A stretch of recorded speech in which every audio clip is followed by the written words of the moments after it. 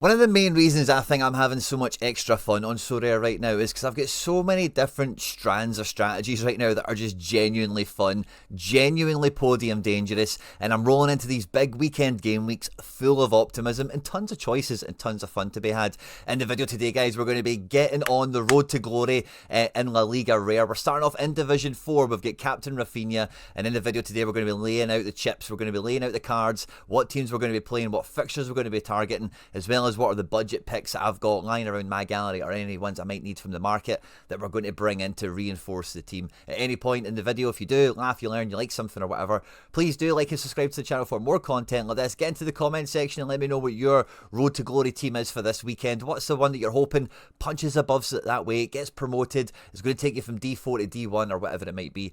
And yeah, let's just get stuck straight into this one. Because after the midweek double game week situation that we had, it feels like I've been waiting even longer for this weekend to come, because with teams playing Tuesday, Wednesday and Thursday in the gallery, I've been really waiting for team news, fitness status, how many minutes did guys play before being able to properly go and try and thrash out a team. And the best place for us to start, especially in a league-specific competition, is the Sorare data Game Week tab, with Game Week Center with the matchups tab here, so we can see the main runners and riders. Now, it is a site for sore eyes, seeing Barcelona top of La Liga here at home to Alaves, especially after the impressive Champions League campaign they've just now rounded off.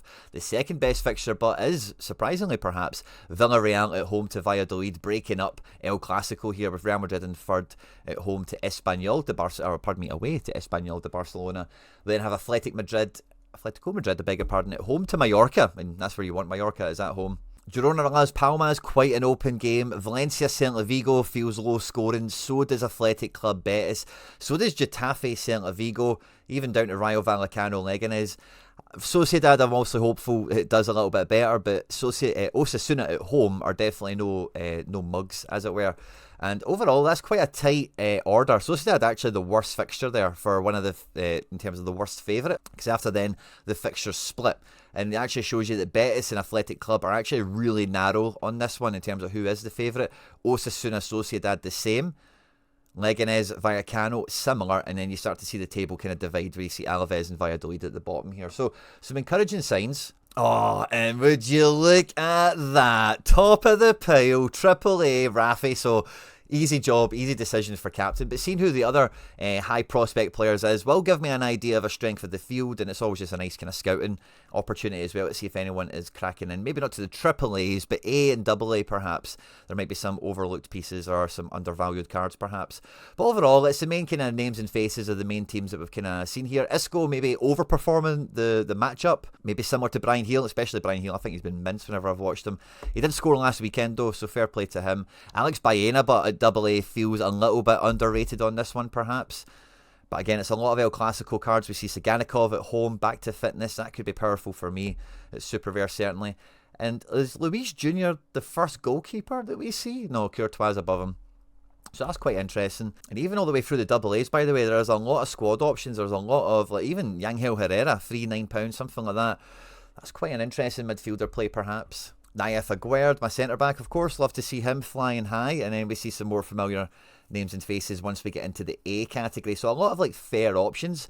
The thing with La Liga is knowing the predicted 11s for some of them. Now, the good thing about La Liga is a lot of these teams are quite easy to forecast. Look at the size of this A list, by the way. There's a lot of just fair options, isn't there? Guys that could do okay. Some of these guys will smash. Some of these guys might even break the top 5 scoring for each position potentially. And that's where these league-specific comps, it does really come down to knowing the fixture, knowing the matchup. So if we have a look at the top games, the number one game, of course, was Barcelona at home to Deportivo Alaves. And we see Szczesny is still going to be staying in goals at this stage. And this is what I think the main Barca midfield three is going to be, because it is pure La Masia, unadulterated Barcelona DNA in that midfield. Casado, Pedri and Gavi might as well just be regens of Busquets, Xavi and Iniesta, really, for all intents and purposes. Rafinha and Yamal on the wings is tops, and then Louis through the middle with Ferran off the bench. Maybe a sneaky cap mode option. Looks pretty promising. Alaves, anything in particular to talk about with them? Nah, same old, I think. Villarreal were the second team, and they might have some budget options. It doesn't look like Danny Parejo is going to play this one, which actually hurts my rares, but good to see our goalkeeper is there, of course. Alex Baena, Yeremy Pino, these two guys, Jerry Moreno, they could pop off in a big way, I think. And then looking at Atletico Madrid, Sorloth over Alvarez, and then there's a wee bit of shuffling of the deck here, so rather open, isn't it, from front to back? I'm going to look at Valencia, because that's a squad I've got a lot of players for, and it looks like we'll have a lot of key players going. Now, some of these guys, like Enzo and Pepelu, I really don't want to touch that. Javi Guerra being nailed is kind of fine for any secondary team I might have, but he doesn't score that high that often. So him, 80, he's fine. Same with Diego Lopez and Gaia. I like that kind of spine there. Hugo Duro at 60. I kind of want to stay away from that if at all possible. And now we can look at Sociedad after they've played midweek. And nice wee pick of the litter here. Brais Mendes on a 50-50, but Ola Sagase is just a pain in the backside. Same with Sergio Gomez, who played left back, and this whole situation down the left is rather annoying. Aaron Baru nailed on. Aguerd nailed on. And in terms of like my in-season mids from this squad, none of them are bankable, are they? So I think I'm going to have to rely upon a classic spot for my for this in-season team. And having kind of a wee scout around all the games and everything else that are going on, I've ended up going with, I fancy Song, but he has 70%, so that's something I'm just a tiny bit nervous on. Away to Getafe, he'll have a lot of possession, there'll be plenty of AA to be gotten, and in this type of match, Sol's a guy that can get a decisive. Now, we're not far away from the deadline. There is 209 entrants. This is the highest division I can play my best La Liga in-season team, La Samba, I've called it, with Rafinha up front and Luis Jr. in goals.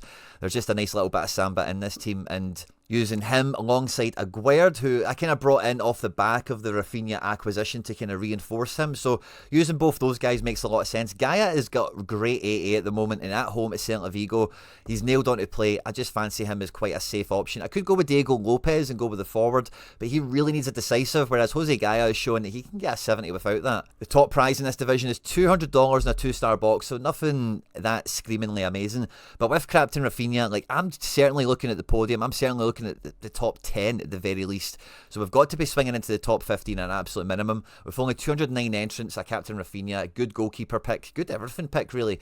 I'm very hopeful that this can fly high and get us promoted in the first game week to Division 3, because I did say out of the 17 games that are remaining, if I can get 10 in D1, I'll be happy. And, you know, the sooner, you know, that's a conservative, like, as long as we can get that, we'll be fine. We've got 7 game weeks to get to D1. We need to get out of D4 now that we've started the road to glory at the first time of asking, now that we have the goalkeeper, now that we have Aguerd, and we're really putting some effort into it. I do have a secondary team that I'm quite close to listing. I'm quite happy to take the chance on Sergio Gomez, and if Sucic is going to play in this one as well, which is forecasted, I don't know, I think this team could do okay. It's also in Division 4 as well, so it's just a little bit of a hedge, and I'll be using classic All Black. Now, alternatively, I'm in two minds between the All Black and the Killison, because I do think maybe I want All Black in my classic lineup here, and I think Killison maybe represents Road to Glory a little bit better, perhaps. So if we put the buff card All Black, yeah, but we are going to be losing...